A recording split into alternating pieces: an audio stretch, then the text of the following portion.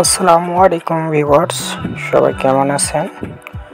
আজকে আরেকটা AC fitting এর ভিডিও নিয়ে আসলাম আপনাদের মাঝে। পুরাতন এসি। তো মূলত এটা তিনতলা ভবনে ফিটিং হচ্ছে, তিনতলার দুইতলা ইউনিটে। তো ওয়ালে বসাই নেবে, তার জন্য আমরা আউটডোরের অ্যাঙ্গেলের মাপটা নিয়ে ফুটো করতেছি।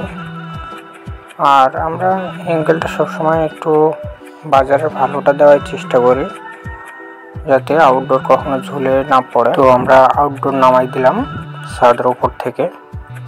ওয়ালে সেটিং হচ্ছে আউটডোর। সেদিন আবার খুব বৃষ্টি হচ্ছিল, বৃষ্টির ভিজেই কাজ করা লাগলো।